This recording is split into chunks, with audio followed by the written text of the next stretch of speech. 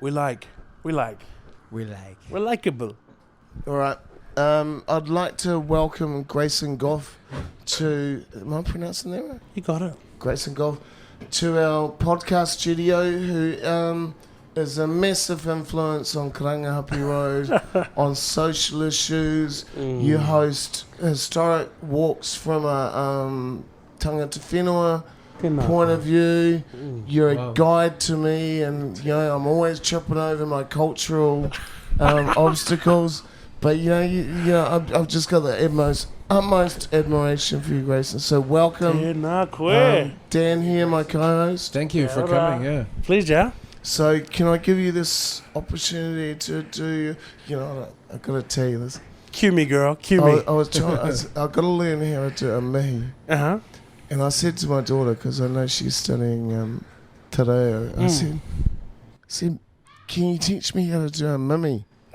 I'd hope you would have known that by now. I think you're doing a role reversal, honey. She just looked at me and goes, no. You're too far gone. What are you? 40 plus? Kia ora. Hey, kia ora whanau, and first and foremost, and by the way, this is a mihi. It's all encompassing, and I think as learners and reo people, we talk about Te Reo, but we talk about Te Reo me ona tikanga. And actually, a lot of us are actually further in our learning of Māori language, but its values also. And as an Indigenous language, we can't underestimate the value of how we all already live some of the principles and values of Reo Māori and its core principles. And so mihi whakatau is, I think in my lens, which still is a learner's lens, is one that sort of looks at things that weave and bound us together. And it is indeed like place and location, geographical locators. You did it for tangata whenua, but also for mana whenua, people that have more of an intrinsic lived experience or relation with geographical identifiers. I don't mean to interrupt, but you're not at all. As a Pākehā, and I make no apology for that. Why should I? Should you? Why? But there's lots of reasons why I should. But I'm not going to hold you responsible for your ancestors. We only got an hour. But I'm trying to find my place. Totally. Trying to find my place in this whole cultural. And that's kind of what mihi whakatau do. Tau being the word to ground or settle, and whaka to make, mihi to acknowledge. So it's like doing this idea of how do we acknowledge each other's grounding or point of centering and relationally. That's so nice. And find those connection points. It's about connection points. And it's actually what we do in our mahi that I'm sure we'll gospel on about later. But it's around these psychosocial rituals of what we can actually acknowledge as common points or centricisms of our connection and relationship, and that's the function of them. Yeah, and when you say grounding, it's actually that. So whakatau acknowledges people's whakapapa, how they might ground to spaces, and you did it in your acknowledgement to me around karanga ahape. Oh, is that the correct pronunciation? Ahape. Karanga ahape. Oh, okay. Yeah. It's abbreviated because it's maybe, long already, honey. Yeah, and a lot of people everyone just calls it K Road, so... for many years it was actually called The Road. Is that right? When Ngāti Whātua gay or whatever, the land, this was the boundary. This was the boundary point. Yeah, and it was Hobson that had the first... This was when Auckland was a garrison town, and Ngāti Whātua were actually quite happy for the colonials to come in because they saw them as instilling law and order. But K Road or Karangahape Road or The Road is of huge cultural significance because, it's the winding ridge. Yeah, Grayson, what do you know about Karangahape's history?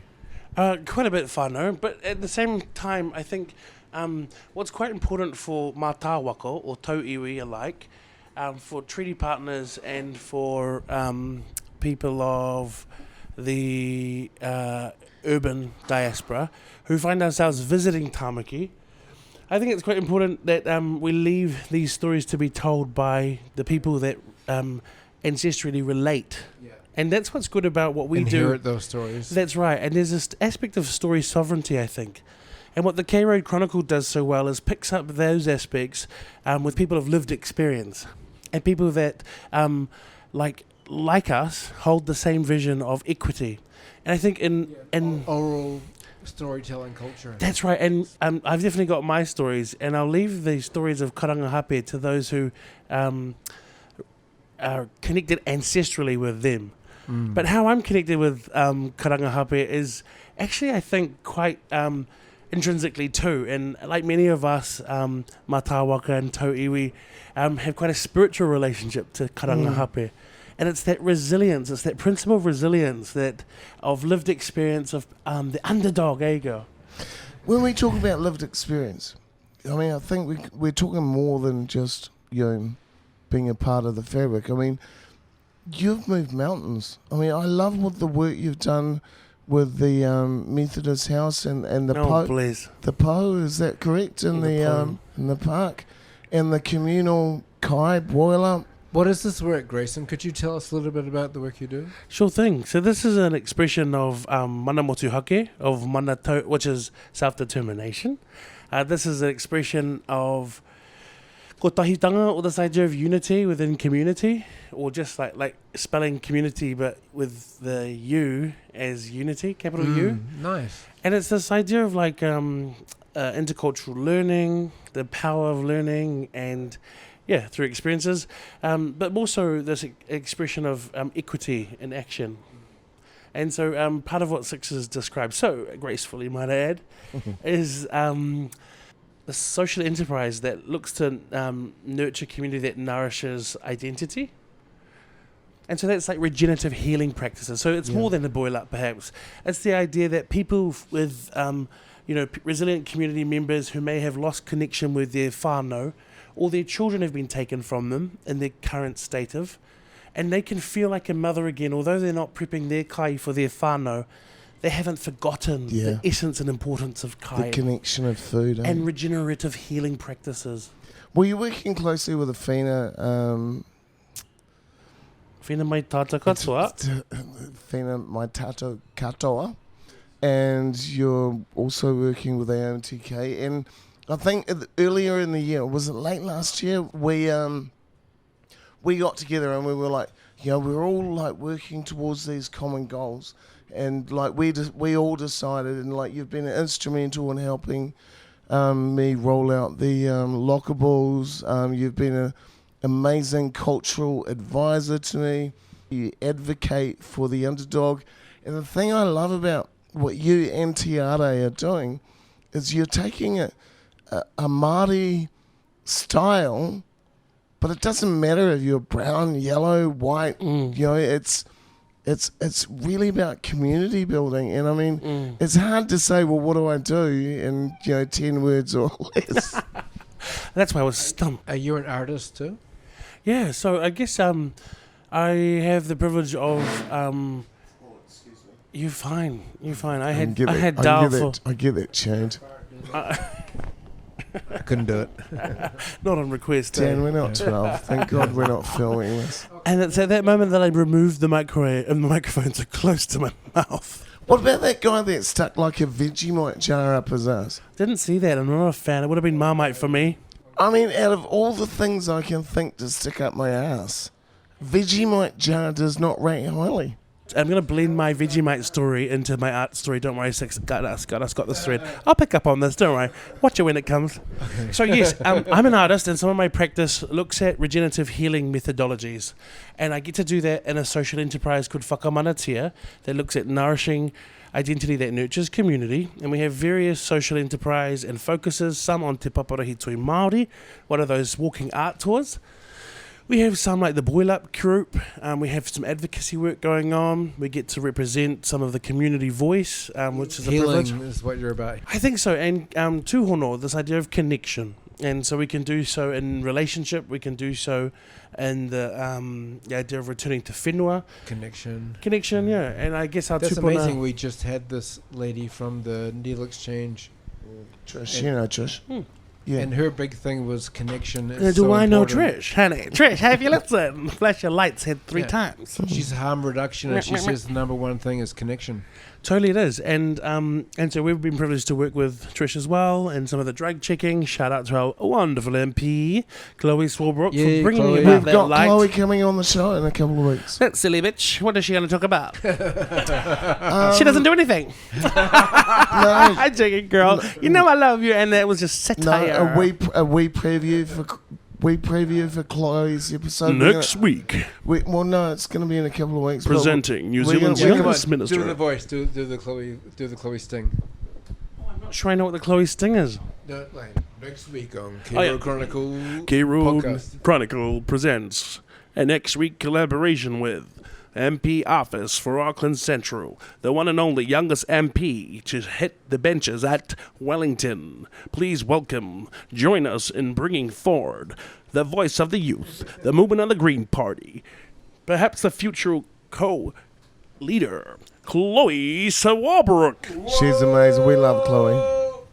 We love Chloe. I could do that also for you, Chloe.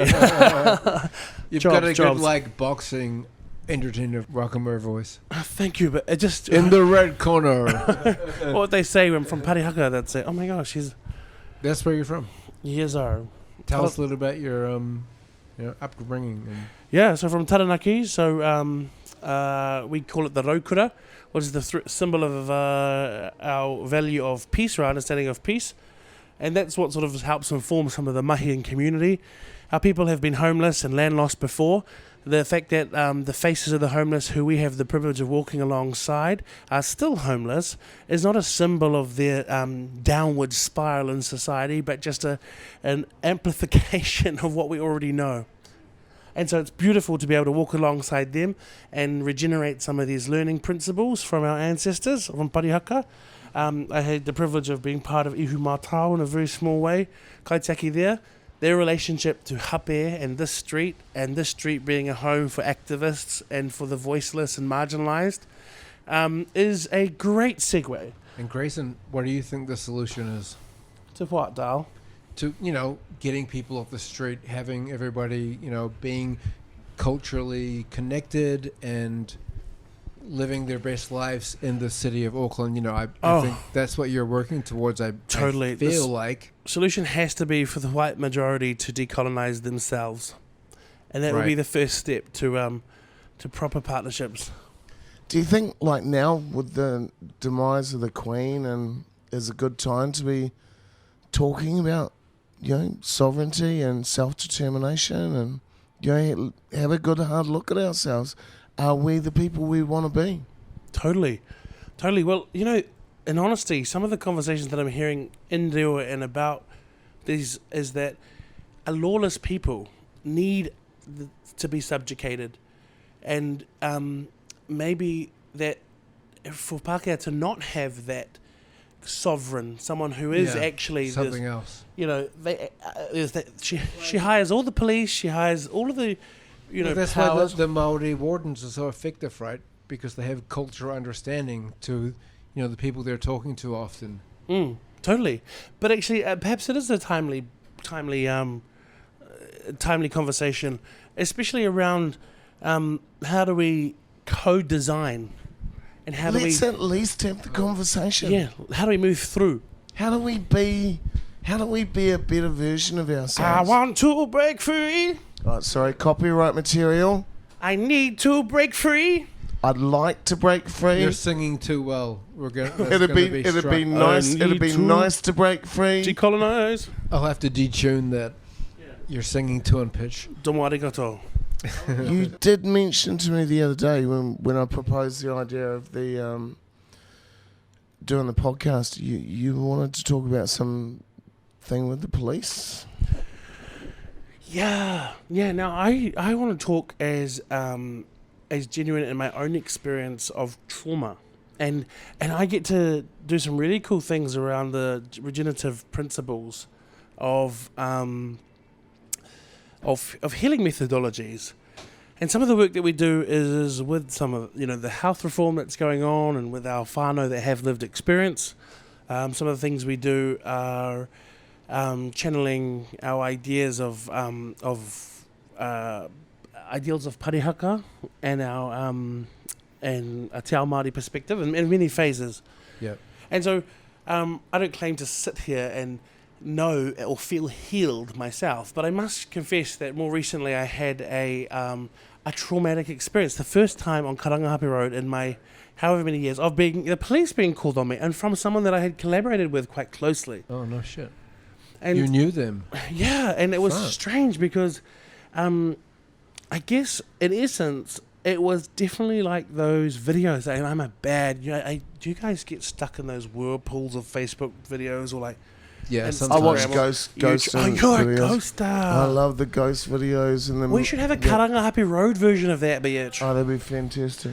Oh, this poser that's walking past, love it. Like, favourite person on the strop. Shut up, girl. He is gorgeous, though, let's face it. It's just something, isn't it? He can sing really well. So too. you- Yeah. So you knew this cop. Ghostbusters. No, honey.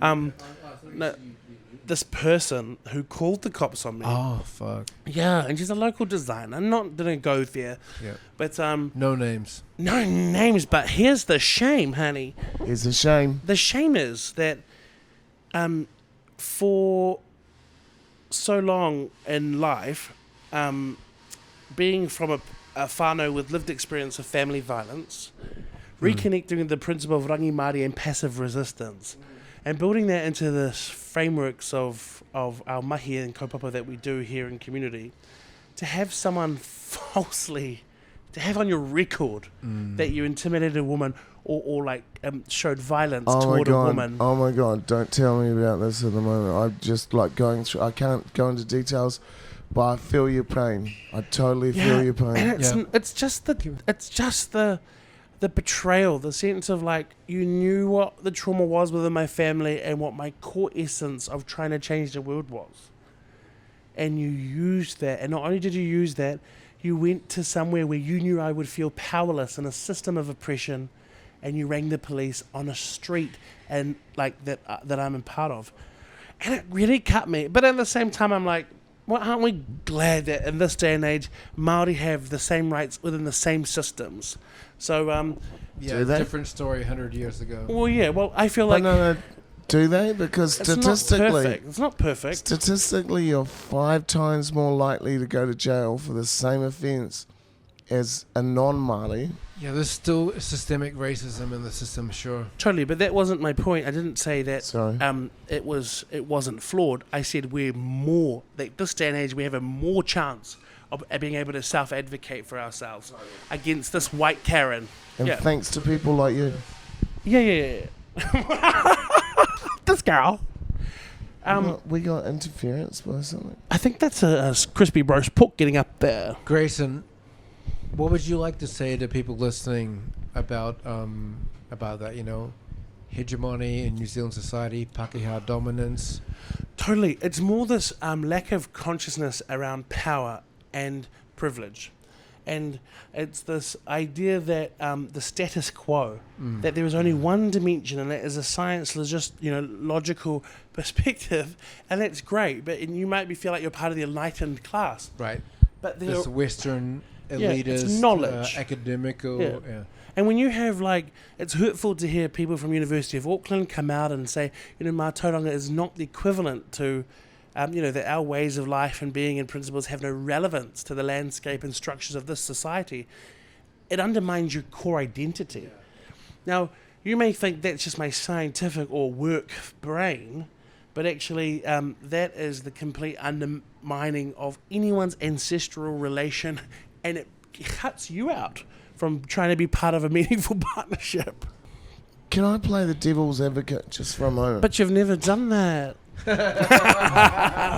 You won't know what it's like. Now, please don't take this the wrong way, but I genuinely want to know why Have is you so. Have Do I know you horny? seen the rain? No, genuinely, why is it so many of our brown brothers and sisters are on the street? Why is it that the dysfunctional, antisocial behaviour we see seems to be predominantly brown. Kia ora. And can I... And like I could answer that myself, but I really want to hear what you have to say. Well, thank you very much. I'm going to take this in 2 parts.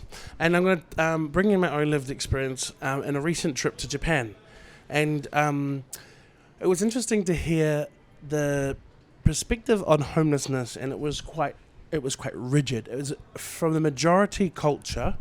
It's homelessness is negative and outlawed in some countries, and it's unacceptable.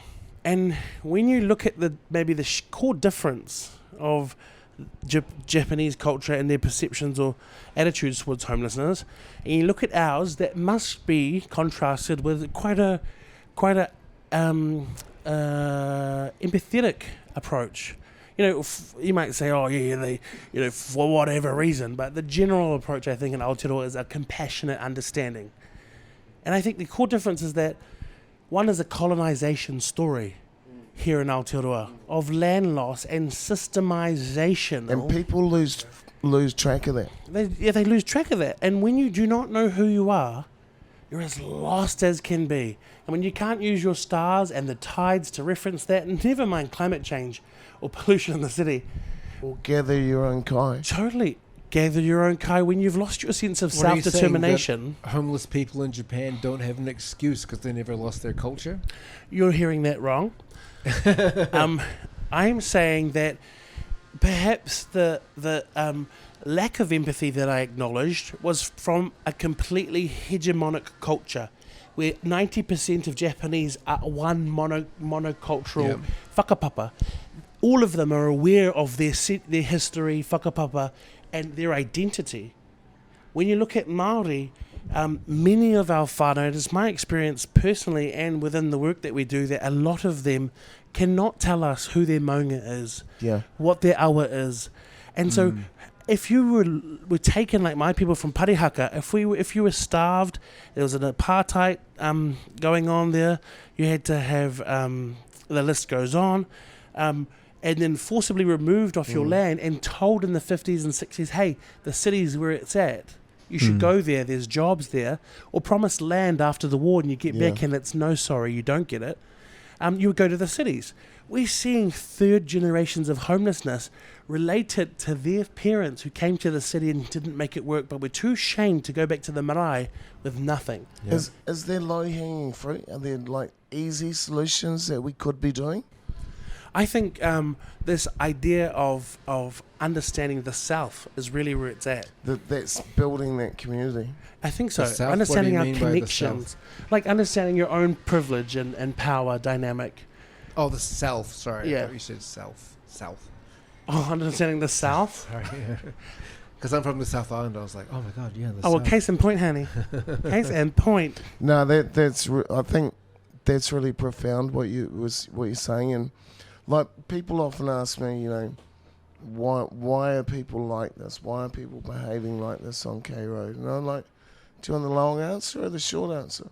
Short answer is they're lost. They're fucked. It's pain. It's pain. And for it's anyone suffering. to think that the homeless experience is not traumatic, well, give them a medal, honey. Look, life is traumatic. Let's give them a fucking Nobel fucking Peace Prize, could we? Because, honestly, God, it is relived trauma.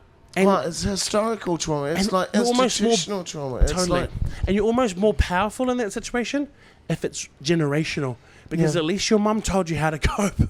yeah, honestly, you know, I mean, like, and I don't, you know, you only have to look back 30, 40 years. Society was very different. Very different. You know, you still had a society where one income could support a family. You know, and that Buy didn't a have house. buy a house. That didn't have to be a great job. Good luck now. But, you know, you had community. I remember we had the Kiri Roa Marae right in the middle of Hamilton. Now, Hamilton. Spotlight question, what's Kiri Roa? Hamilton. I don't know. So you're not listening to your colleague? No, I just don't know what it means. But they said it. Hamilton. Hamilton. Ding, ding, ding, ding, ding, ding, ding, ding.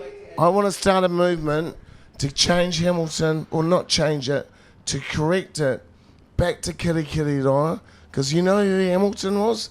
He was the vagina that shot all the people, innocent women and children at Gate Park. And by your man. Anyway, Grayson, to all the people that are downloading this and like listening to it and going, yeah, that guy knows what he's talking about. What can we do? What can we do as individuals? What can we do? Apart from subscribing to the Te Reo Chronicle via Patreon. Well, what is it that you want to do? Because there's plenty of white saviorism out there, isn't there?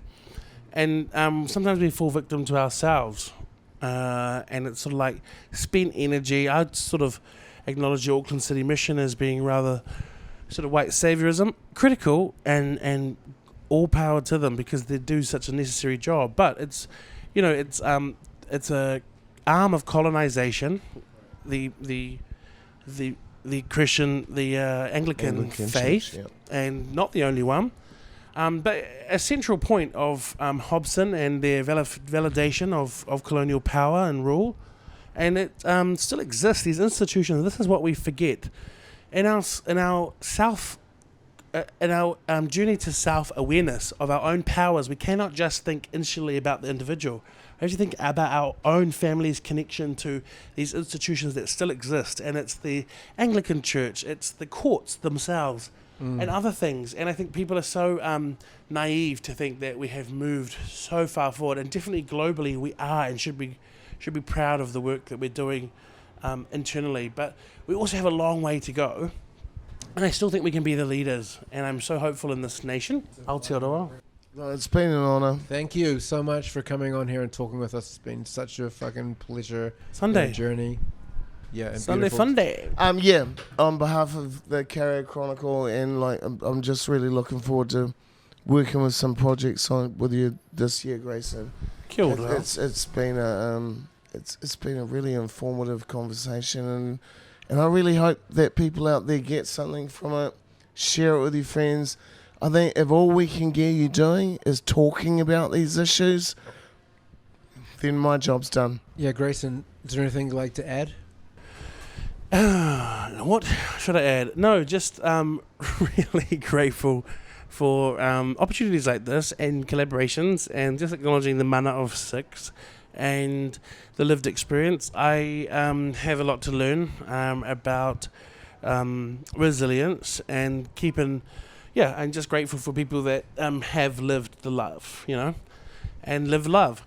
So that's dope. But, we have a checkered history, and we've got emergency alert here.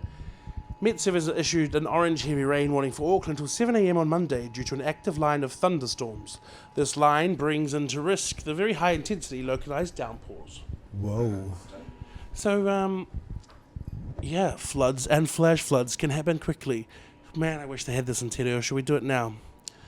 Ka whakapātai atu ki a Auckland Emergency Management ki te wā whitu hau whā ki te waru. Me te rātapu iwa rua takau hanuere 2023. Oh gosh, Well it's a done. tongue full, isn't it? You're a beautiful person. Thank you so much. Bless. Hey, cool. How do we get out of this? What was I talking about my phone for? Checkered past, like that checkered dress that went flying up that time in when we were on the guest panel. Get back on these headphones, Grilly. The people need to hear this. No, you know what? Not one of my fighter moments. But do you know why I've always loved Six? Is Why? the realness that it gets. How she embodies realness. It was such a tiny stage, and we have these stupid little... I get it. I take up a I'm lot of sitting- space, honey. And there was... I'm robust. And there was... She succumbed to my mana. Yeah, and I just went... Ground struck. Arse over to it. I think if you search it, it's still on the internet somewhere. I've got my kilt up around my eyelids. It's And just... honestly, the pleats on these these kilt. And do you know what? Earlier I asked her, I said, "Are you carrying a little garter and knife as well, Dar?" She said, "I left that at home." Do you know why? Because someone would have been shot in the face. Fucking hell, they would have... It was a disaster. It was. They would have got one in the eye. Oh, the way no, your leg sorry. flicked up so quickly on that small Honestly, stage. I could have hurt myself. But do you know what it was? Perhaps it was the abdominals failed you also. When you were trying to get up, lovely. Do you remember that? I was awful. I was just like a turtle on my back. Turtle on the back. Hey, bro, let's go hang up. Oh, you said it first. Lovely. Thank you. Bye. Thank you.